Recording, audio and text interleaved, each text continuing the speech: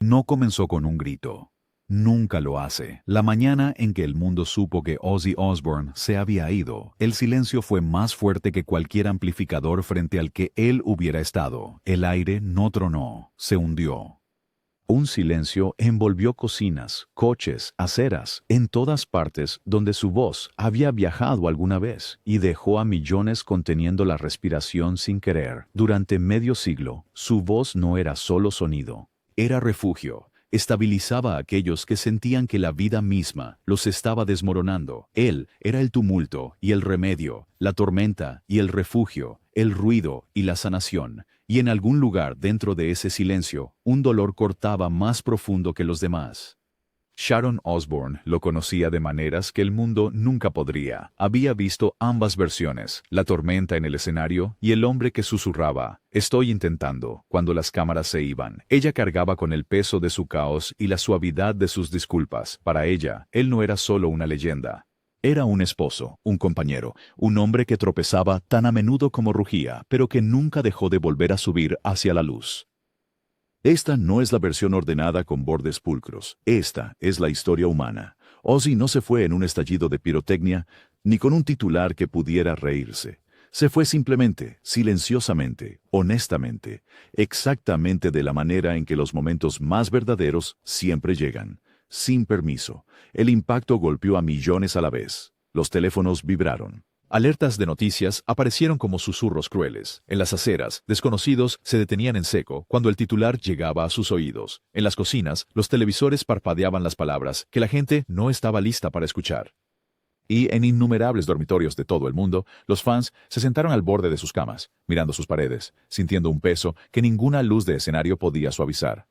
Porque Ozzy Osbourne nunca fue solo un intérprete, era prueba. Prueba de que podías ser desordenado, ruidoso, roto, indisciplinado y aún así construir una vida digna de ser cantada.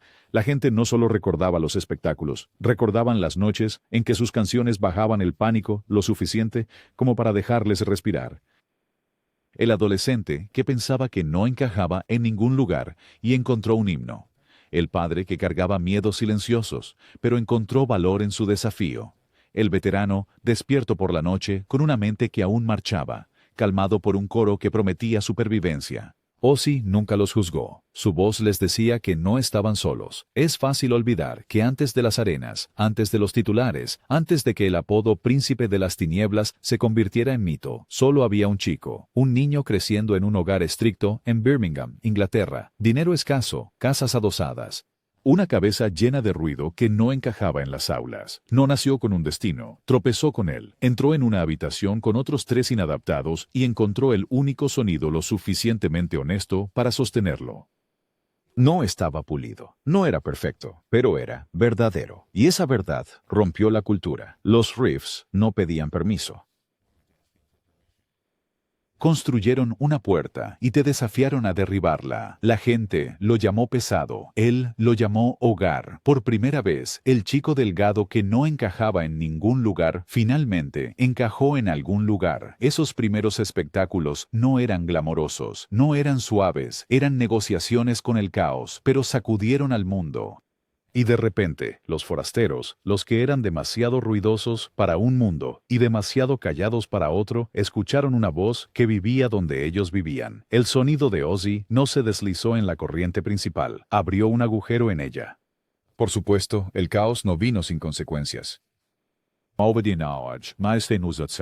noches en que el impacto se tragó la canción, noches en que los titulares se centraron en la destrucción en lugar de la música, noches en que el mismo Ozzy desdibujó la línea entre mito y desastre, hizo cosas que no podía deshacer. Asustó a las personas que lo amaban y a las que no. Los peores momentos se le pegaron como chicle en una bota, pero aquí está la verdad, que los titulares baratos pasan por alto. Cambió. Se disculpó. Enfrentó la factura por los destrozos. Y poco a poco aprendió que la honestidad era más poderosa que la negación. Un hombre puede ser tanto una advertencia como quien te entrega el mapa para salir, y eso es lo que Ozzy se convirtió. No perfecto, nunca pulido, pero prueba de que el caos tiene un costo y la supervivencia tiene un precio que vale la pena pagar. Detrás de todo estaba Sharon. No era solo su manager, era su fortaleza. Cuando el mundo intentó destrozarlo, ella lo cosió. Lo reunió. Ella negoció contratos, desvió crisis, ahuyentó oportunistas y en las peores noches simplemente le sostuvo la mano. Gestionar una carrera era trabajo. Mantener a un hombre vivo era devoción. Ella convirtió la terquedad en un sistema. Construyó una ciudad en movimiento a su alrededor, bandas, equipos, horarios, todo orbitando su frágil gravedad, y de alguna manera lo mantuvo todo en pie. Ella tomó los votos en serio, en la enfermedad y en la salud, y cuando el cuerpo comenzó a traicionarlo, cuando los temblores sacudieron sus manos, cuando las caídas reabrieron viejas heridas, cuando las cirugías se acumularon como capítulos no deseados, Sharon fortificó el camino de nuevo. No dejó que el mundo viera el colapso, les dejó ver la persistencia, porque ella conocía la verdad. La voz podría temblar, pero la voluntad no. Esos últimos años no fueron giras de nostalgia, no fueron intentos de ganar dinero, fueron supervivencia. Ozzy no pavoneaba como solía hacerlo. Algunas noches cantaba sentado, otras noches su voz se quebraba, pero cuando sonaba la primera nota, cruda y sin pulir, la multitud estallaba, no porque fuera perfecta, sino porque era honesta. Cada coro se sentía como pagar una deuda que amaba de ver, una deuda con los fans que lo llevaron a través de cada tropiezo, cada caída, cada error. Y cuando saludó al final de esos últimos shows, el saludo no fue grandioso, no necesitaba serlo. El público ya entendía el código. Este era el último. Y luego llegó el día que nadie quería, la mañana en que el mundo de Sharon se inclinó. Ella no mostró su dolor, lo llevó en silencio de maneras que solo ella podía. El público vio un comunicado, una fotografía, tal vez una lágrima en un memorial. Pero a puertas cerradas había un tipo diferente de duelo, una despedida privada, una pequeña y extraña magia que solo las verdaderas despedidas tienen. Una página que no se queda en su lugar en un libro, un rayo de sol que cae en el rostro correcto, en el momento adecuado, un chiste que no debería ser gracioso, pero de alguna manera aligera el peso. Así fue como Sharon se despidió. No con discursos, no con espectáculo, sino con devoción. Porque al final, Ozzy no era solo el príncipe de las tinieblas. Era el hombre que se reía cuando el perro robaba el desayuno, el padre que intentaba ser mejor que la persona que solía ser, el esposo que susurraba gratitud más a menudo que culpa. Y Sharon, ella era la que se aseguraba de que la verdad sobreviviera, incluso cuando el mito era más rentable. Ozzy Osbourne no era ajeno al dolor.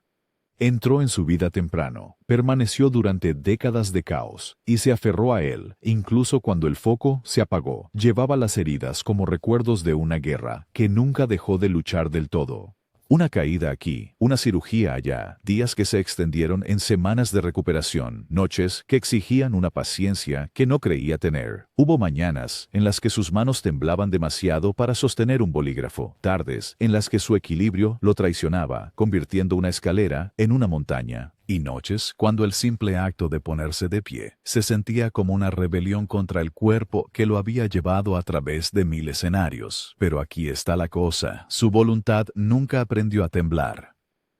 Ozzy vivía por una frase que repetía una y otra vez. Se lo debo a ellos. Ellos significaban los fans, los que lo levantaron cuando no podía mantenerse en pie, los chicos que crecieron con sus canciones guardadas en sus bolsillos traseros, los extraños que encontraron valor en el caos de su voz, la mujer que lo llevó a través de tormentas, escudo y espada en uno. Para Ozzy, cada actuación no era solo un espectáculo, era un reembolso, una forma de honrar las manos invisibles que lo estabilizaban. El dolor lo ponía a prueba, sí, pero nunca lo dominó. La gente lo llamaba heavy metal. Lo llamó supervivencia. Dentro de esos riffs y gritos, un chico inadaptado de Birmingham encontró pertenencia, tropezó con el destino, junto a otros 3 marginados, creando un sonido que el mundo nunca había escuchado. No estaba destinado a ser pulido, no estaba destinado a ser bonito, estaba destinado a ser verdadero. Esa verdad atravesó la cultura. Donde otros escuchaban ruido, millones escucharon permiso. Permiso para ser ruidosos, permiso para ser desordenados, permiso para vivir al límite sin caer. El mundo trazó una línea entre la música y el caos. Ozzy la cruzó y lo llamó martes. Esos primeros shows no eran solo conciertos, eran colisiones con el caos. Y cuando los primeros discos llegaron, no solo se deslizaron en los estantes, rompieron la cultura de par en par. Por primera vez, los forasteros escucharon una voz que vivía donde ellos vivían. No era solo entretenimiento, era refugio, pero la fama tiene dientes. Cuanto más salvaje era la historia, más fácil era para el mundo reírse de él. Se reían del murciélago, de las mordeduras, de la locura, se reían del caos, sin detenerse a preguntar quién estaba pagando la cuenta por todo eso. Detrás de los titulares había un hombre pagando caro. Había días en que aterrorizaba a las personas que más lo amaban, días en que se convertía en la advertencia, días en que el caos casi lo devoró por completo. Pero esto es lo que la tinta barata de esos tabloides nunca capturó. Ozzy cambió. Admitió los destrozos, asumió la responsabilidad, se disculpó cuando debía, no huyó de los errores, intentó aprender de ellos. La leyenda no era el hombre que nunca cayó, la leyenda era el hombre que seguía levantándose. Si Ozzy era la tormenta, Sharon era la fortaleza que evitaba que el mundo lo rompiera por completo. Ella veía la fragilidad detrás del rugido. Transformó su amor obstinado en un sistema, negociando, desactivando, redirigiendo, protegiendo. Y cuando todo lo demás falló, simplemente se quedó. Porque a veces el amor no necesita arreglar la tormenta. A veces solo necesita sostener tu mano hasta que pase. Mantuvo la máquina de su carrera en movimiento. Sí. Pero más importante, ella lo mantuvo con vida, mantuvo la línea cuando su cuerpo flaqueaba, cuando su espíritu se doblaba, cuando sus errores amenazaban con deshacerlo. Un manager puede manejar contratos, una esposa maneja la devoción, y Sharon era ambos.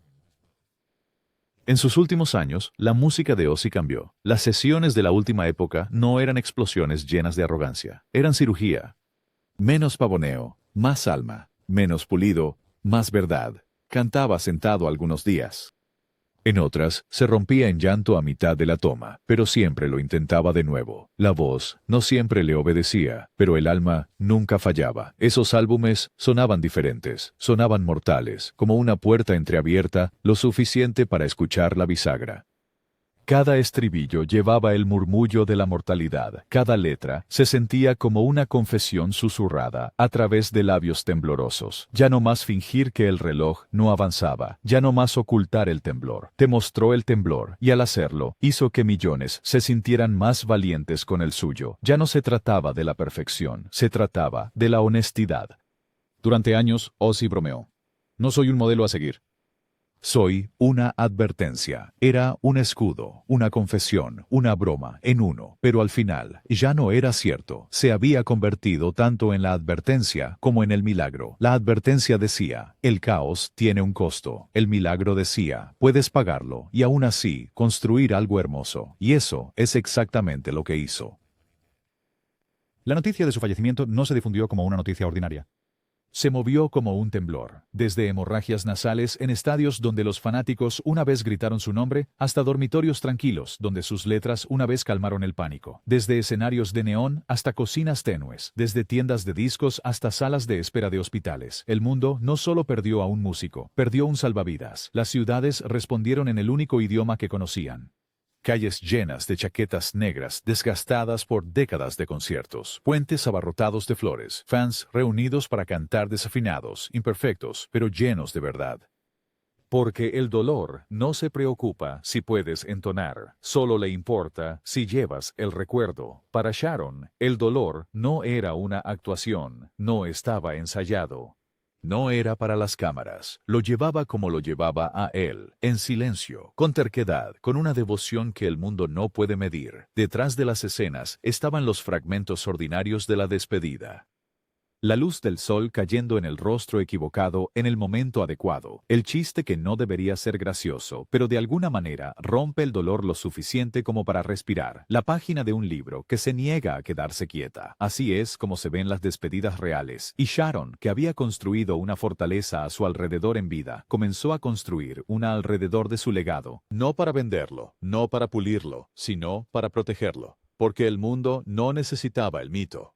Necesitaba la verdad desordenada, caótica, imperfecta y hermosa. La música de Ozzy nunca fue sobre la perfección, era sobre la honestidad. No intentaba impresionar a una escena, intentaba sobrevivirla. Cada riff, cada grito, cada coro llevaba el pulso de alguien luchando por sobrevivir otro día. Y tal vez por eso resonó tan profundamente, porque la verdad envejece mejor que cualquier sonido. Décadas después de que esos primeros discos abrieran la cultura, los niños todavía encontraban refugio en ellos.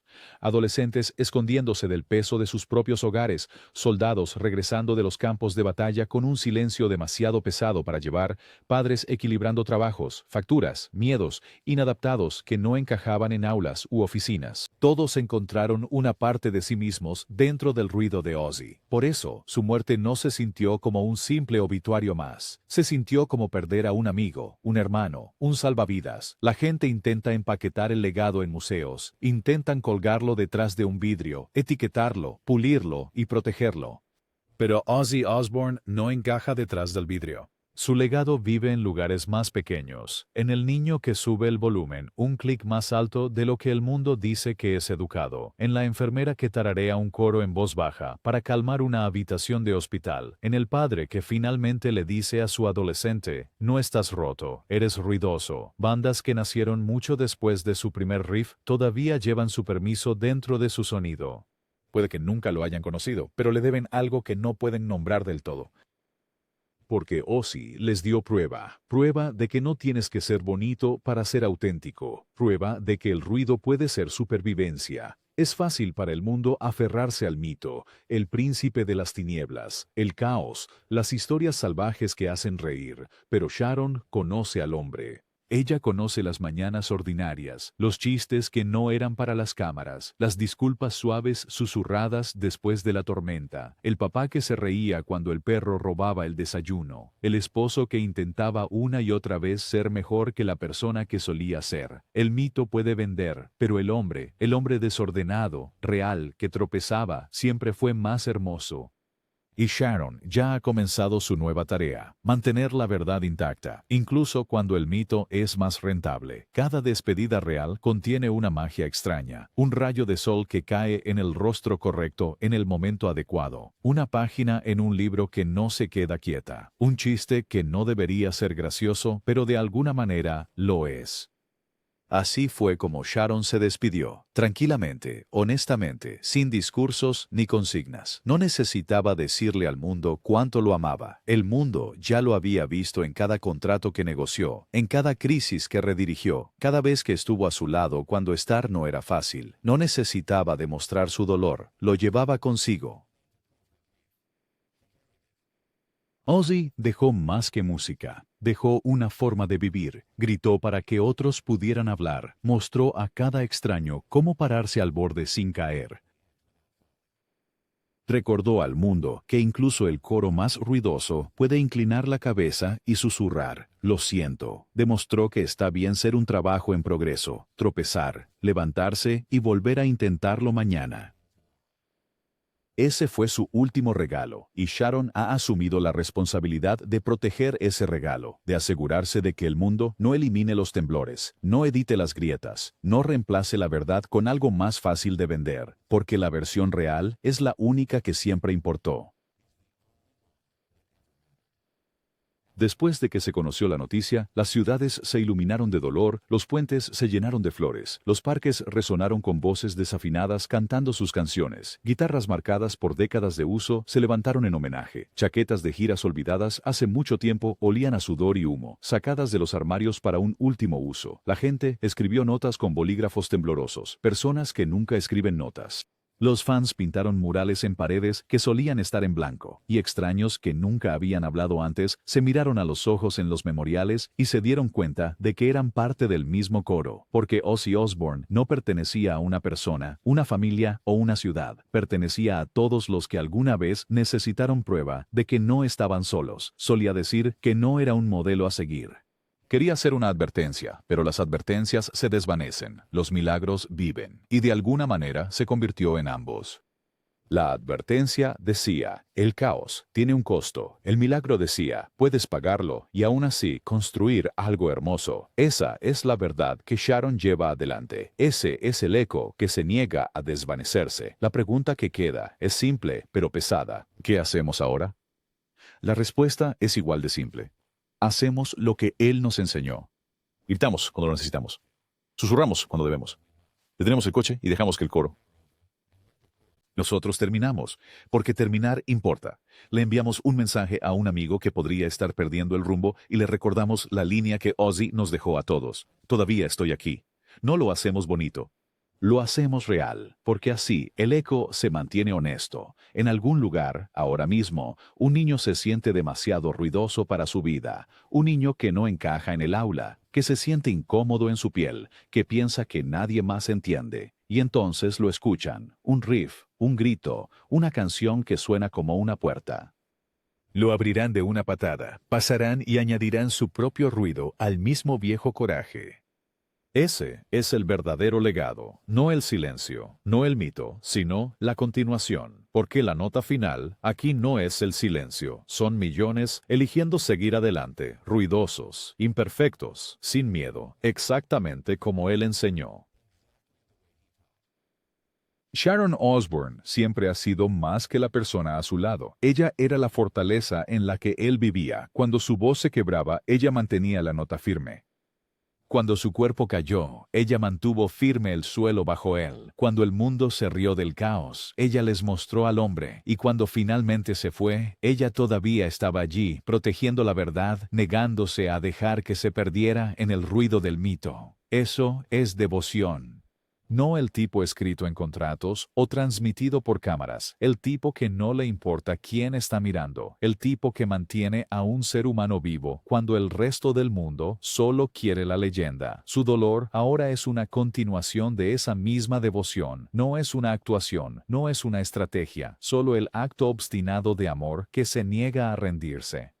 El mundo respondió de maneras tanto ruidosas como silenciosas. En Birmingham, las velas parpadeaban en esquinas que antes resonaban con el ruido de las fábricas. En Los Ángeles, murales aparecieron de la noche a la mañana en paredes que habían estado vacías el día anterior. Tokio iluminó neones con su nombre. Sao Paulo hizo sonar sus discos en las plazas. Músicos callejeros del metro de Londres tocaron riffs en guitarras con más cuerdas rotas que las que les quedaban. Y en cocinas, coches y dormitorios, millones escucharon las canciones que una vez los salvaron y los salvan de nuevo ahora.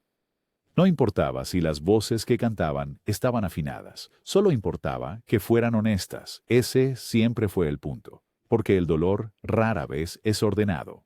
Tampoco él lo era. Ozzy les dio a las personas algo que ningún premio, ninguna venta de discos, ningún titular podía medir. Permiso, permiso para gritar cuando el mundo exigía silencio.